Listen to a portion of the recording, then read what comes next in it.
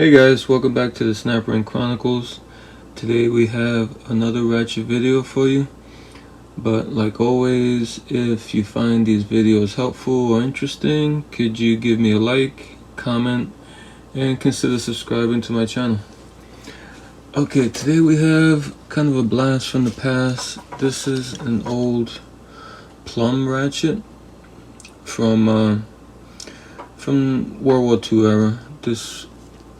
This is the WF-38 half-inch drive ratchet, and these were done for a government contract by Plomb.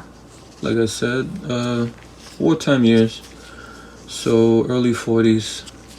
These were provided to the government. So, but these were kind of a little bit rough. They weren't like, you know, they weren't supposed to be like sold retail, so they were probably rushed, you know, for government need, pretty much, because, you know, World War II, we needed to build a lot of stuff in a hurry, so, you know, it didn't matter how pretty the tool was. So these were issued, I read, with a cadmium coating. And this one looks like it's kind of fading in spots. Or this was issued with no coating at all, which was, you know, another wartime urgency. Urgency measure, you know, they just put them together and just put them out there. Okay, this one does have a hole to hang up. And you can see an interesting thing about the Plomb symbol is not the nice Plomb. Usually they have like big letters, and sometimes around this era they had like pebbled background. This is just regular utilitarian, just Plomb. But the interesting thing about this, these letters, is that you can see the Plomb usually has two of these symbols pointing down, and for this series, the WF series, they have one pointing down and the one on the end pointing up. I thought that was pretty interesting. And here on the back it says made in USA. Okay, let's open this up to see what we got inside. It has two screws holding it together.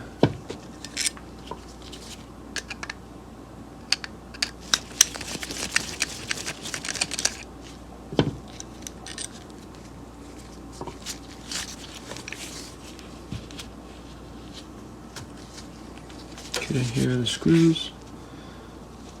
Just regular Phillips head screws, machine screws. Nothing too exciting there.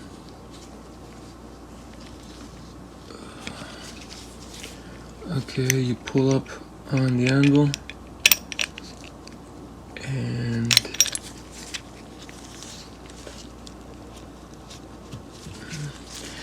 here's the first plate with the WF-38. These are pretty thick plates. They have a good heft to them, so these are pretty sturdy. And here's the gear. That's what it looks like. There's the ball detent. Looks a little bit small, but well done, well peened. Looks pretty clean. And here's a look at the gear and the teeth. Pretty big teeth, like very deep cut teeth. Not sure how many teeth there are here, but I'll put it in the description at the end. Okay, that's the gear. Okay, remember this also has a plate for the switch. This switch is also a plate. So when you take this apart, be careful, because it could all fall apart on you. The plate, you might take out this plate and that plate will like just hit the ground. So just be aware of that. Here's the second plate with the switch. The switch is positioned upside down. Well, upside down from the usual. Usually the tip of the switch is down here, but on these ratchets they put the tips up here, I guess because the head of the screws, they're using that as a stopper, so it won't go all the way over because the screw heads are preventing it. So that's normal to see these upside down like this. And if you look at the other side, that's the way it should be, because you see the switch here is like bell shaped. That's the normal shape. So pointing up like that, yeah, that's normal. Okay, yeah, that, and here's inside the mechanism. It looks pretty decently cut. Looks not too bad for a wartime, you know, expedience. Looks like decent. Okay, let me take out these springs.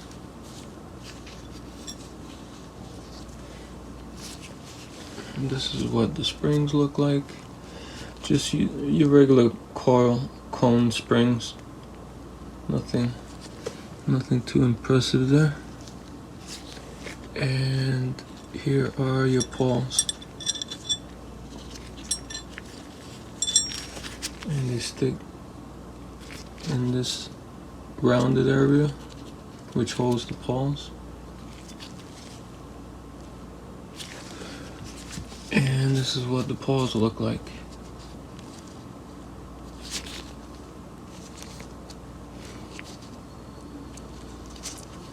They're pretty big. They seem pretty solid. A difference between these and later on Plomb protos is that these pawls don't have the little edge sticking out, the little protrusion on the pawls that usually go into a hole in the plate or on the other side of the plate, which kind of helps stabilize the pawl. I don't think it uses this because it uses these half round holders, pawl holders, and these holders you can't get them out. You have to slide them out either from the front or the back. So I guess it stabilizes itself in these pawl cutouts here, which it can't go anywhere except up or down. And since the plates, you have one plate on the bottom and one plate on the top, these pawls ain't going nowhere. Okay, that's the pawls. And here's another look inside.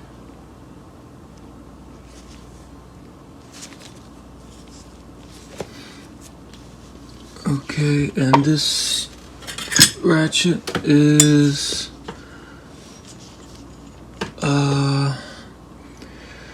almost exactly 10 inches. Yep, 10-inch ratchet.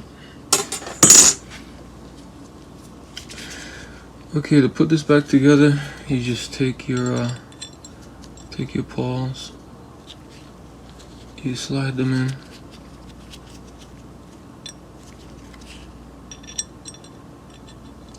like that, and you might want to put this plate in the bottom plate.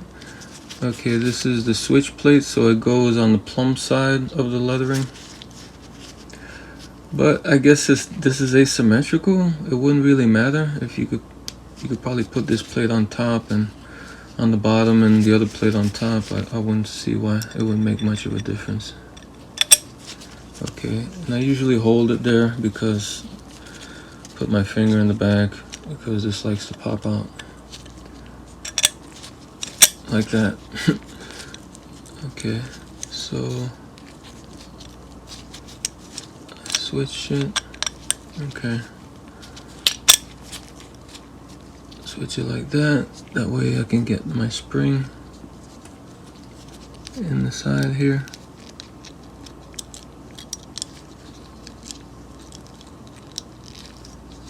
Like that. And then I switch this side to compress that spring so I can have room on this side to get that spring in. Like that. Okay, now the gear. You stick that in there, and this is how it looks like when it's ratcheting.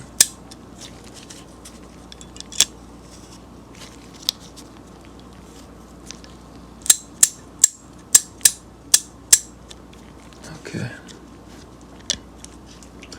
Now you take your bottom plate and you put that on, and holding it good, you twist this around so you can get your screws in.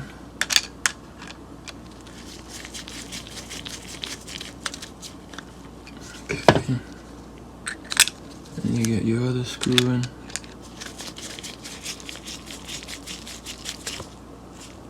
Like that. And then you test it out. See if it's switching.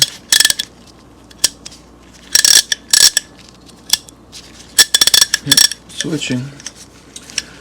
So there's my review and teardown of the Plomb WF-38 Ratchet World War II vintage. So there you go. Alright guys, until next time.